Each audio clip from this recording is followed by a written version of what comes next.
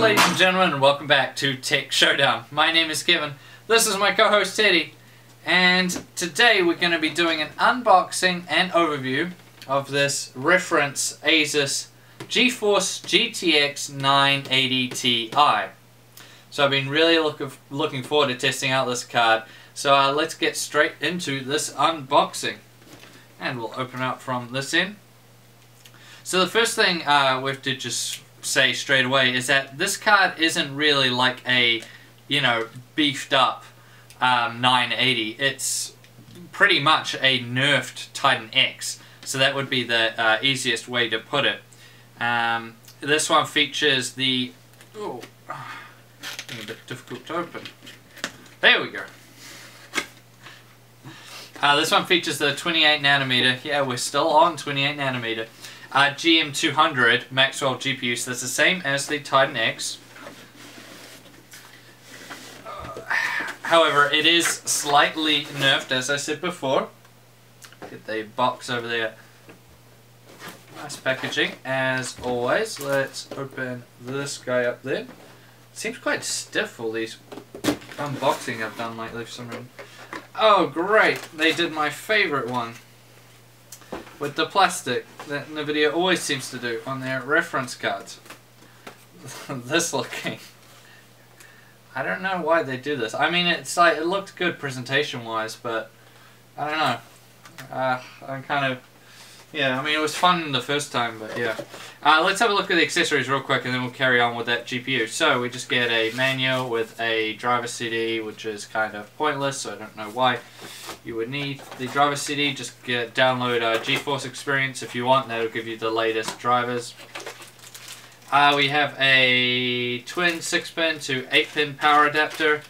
Wow, I never imagined I'd see one of these again. Oh no, I thought it was to VGA. Okay, I take that back. Okay, it's just DVI-D to HDMI. I thought it was a VGA to HDMI. Wow, that would be something. But it's not. Okay, let's get into this graphics card. Don't you think, Teddy? Teddy agrees. So, it features, yeah, the GM200 Maxwell GPU, same as the Titan X, except slightly nerfed. So, it has 2,816 CUDA cores. That's down from the 3,072 CUDA cores you get on the Titan X. We'll, as you guys can see, we just flip these sides up, and we sneak our hand under here, and we can get the card out. The phone's kind of wrapped around it. Oh, it's kind of stabbed through on the other side. Okay, there we go.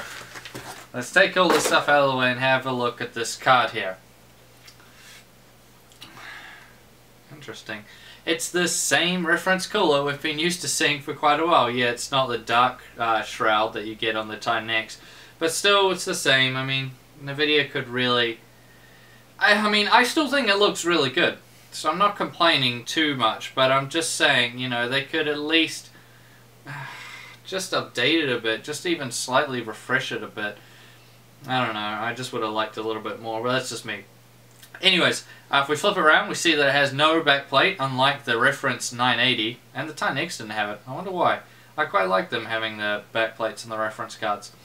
So it features 6 GB of GDDR5 memory at 7010 MHz on a 384-bit memory bus. So that's pretty much the same as the Titan X, except you get 6 instead of 12, which I think is a bit more realistic these days. I mean, 12 is pretty excessive by any means. The GPU speeds themselves are coming in at 1000 MHz or 1 GHz base clock and a 1075 MHz boost clock. That will change, obviously. GPU Boost 2.0 will automatically overclock, so we'll see when we do the showdown how high it actually goes up to. The TDP on this guy is the same as the Titan X, which is 250 watts. That is quite a bit above the GTX 980, which is at 165 watts. The minimum power requirement is 600 watts. Now that is... they do tend to put it a bit higher than what it actually is, but that's what Nvidia says, 600 watts.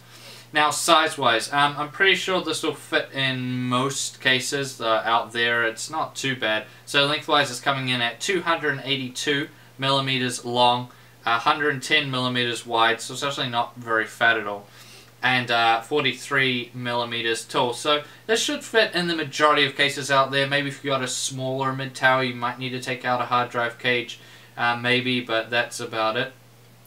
Now, power connector wise, we're just seeing it has a single 8-pin and a single 6-pin power connector, which is pretty standard for something, well, what I was kind of expecting out of a card like this. There's 2 SLI fingers up here, so you are able to do a 4-way SLI with this guy, same as the Titan X. We move around to I/O. We see, I'll just take these off for you guys. I'll be right back. Okay, now that we got all the covers off, because they can be quite fiddly sometimes, we see it's just the standard NVIDIA reference for this guy. So we have DVI-I up the top, triple DisplayPort, and HDMI, that'll be HDMI 2.0, and DisplayPort 1.4, I imagine. Yes, it is. So that's good. That means you run triple G-Sync monitors if you really want to. HDMI 2.0 also means you can do 4K at 60 Hz, but ideally you just want to be using DisplayPort for the majority of things out there. It also has all the great Maxwell features that we're kind of used to expecting, and quite a few more. So I've covered this so many times, but just go on Google if you want to look it up, and you'll see all the different features. Quite a few of them aren't really that necessary right now, but may play a bigger role in the future.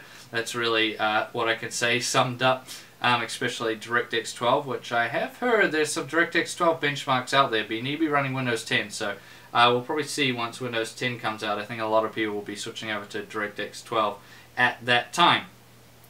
Now, as far as showdowns go, so I have listened to you guys in the comments. If you check out my previous video, I asked you guys to comment and say what you want to see this guy put up against.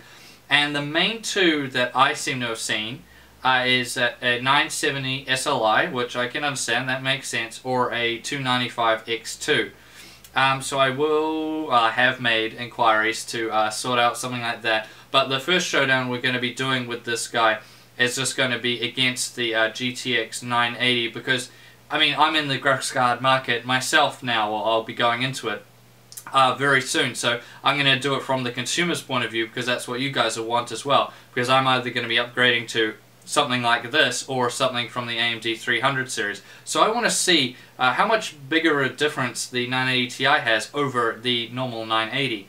And if it's really worth it for a price to performance perspective, and among other things, I'll do all the usual testing. So I will be doing that video, but then I will be looking into doing one of the videos you guys have selected that you want me to do. Mainly, I think it's the 970 SLI one is the main one people want to see, because price to performance wise they come in quite close. So that's what's going to be happening on Tech Showdown. Now, if you haven't subscribed to my channel, I suggest you do, so you catch my GPU showdowns and other videos as soon as they come out. I thank you all for watching this video, and I'll see you guys next time.